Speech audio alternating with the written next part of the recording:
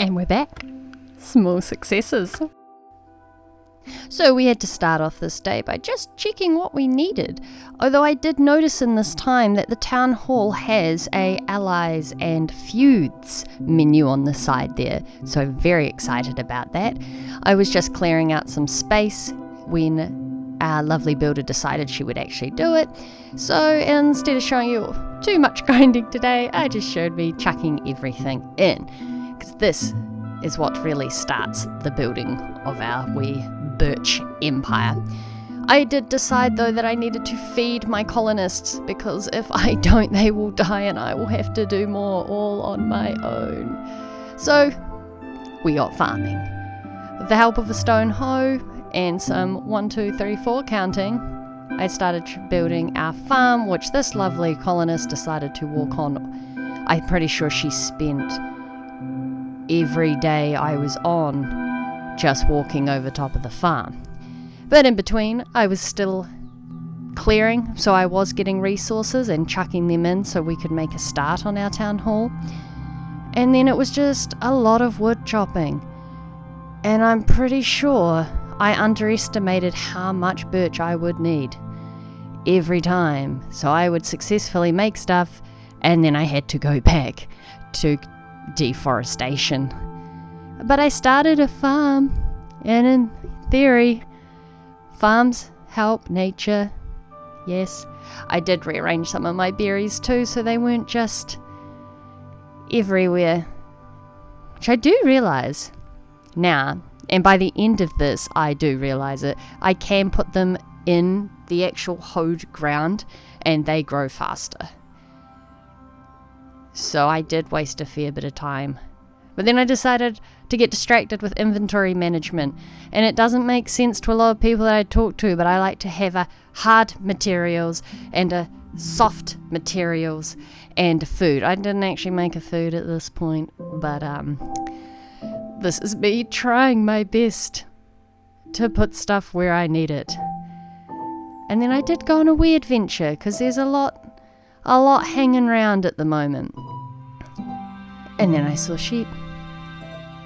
These little fellas were lucky enough not to meet the same fate as last episode's sheep. Not that anything particularly bad happened to those sheep. There was just a body of water, and I decided to jump across to see what was over the other places. There was not a lot. Lots and lots of mushrooms.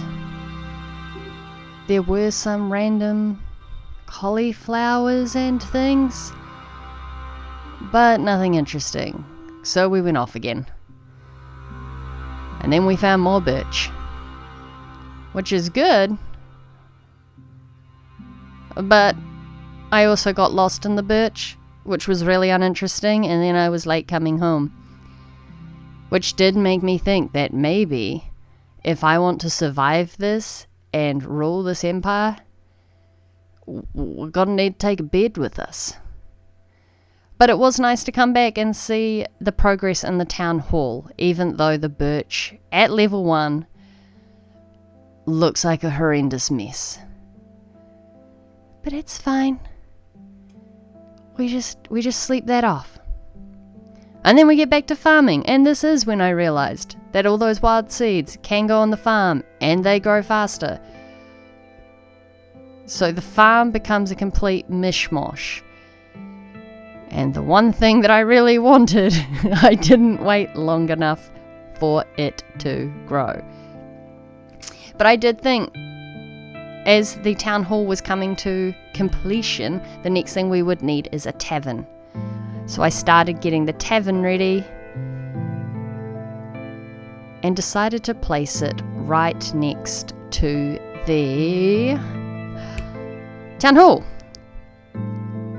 Although these look horrendous in normal birch, even more so than the medieval birch, I'm trying, but the level 5s, or the top tier levels, some of them only go to level 3, like the tavern, looks so much nicer.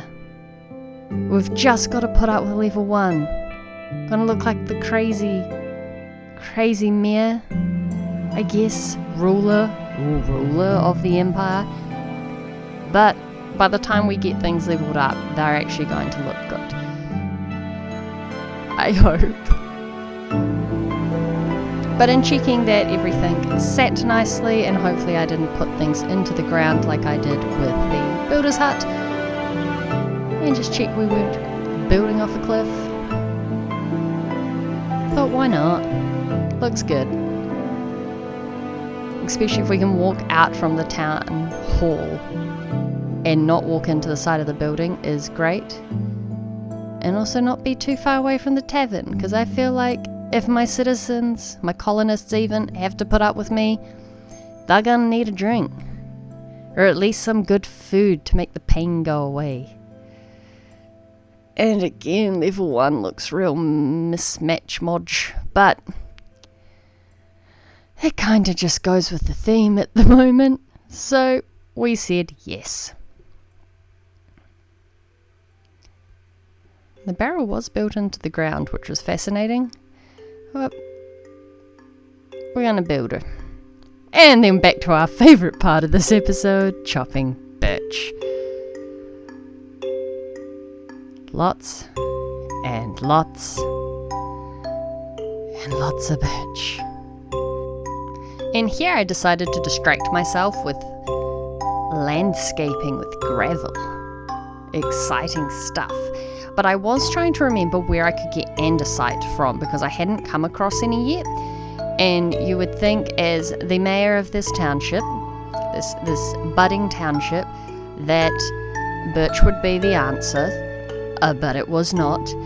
That I would at least know where some of the resources were outside of my gorgeous birch trees that are horrific. But I did not.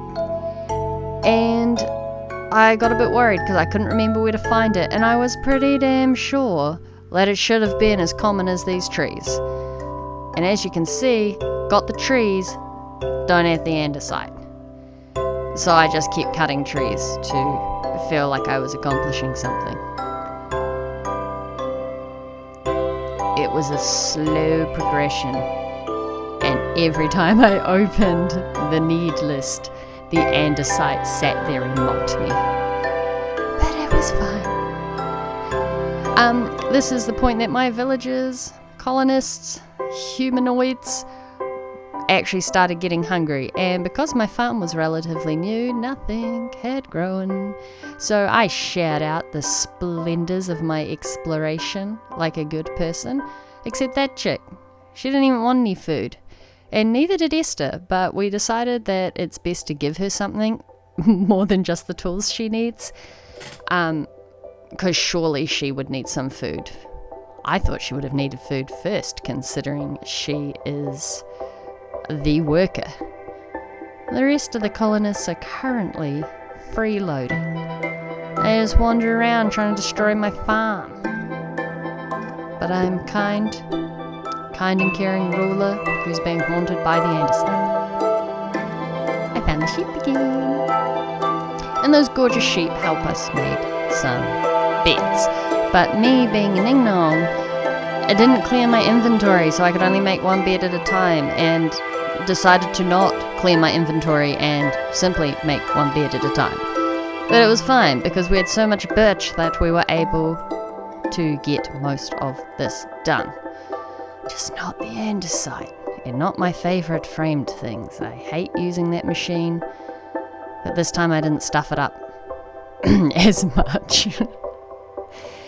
I did realise at this point that it wasn't accepting the items that I was trying to give it, so I was in the hunt for the chest that should have been in there, and I ended up going and chucking it straight into Esther's inventory, because I was like, you still need these.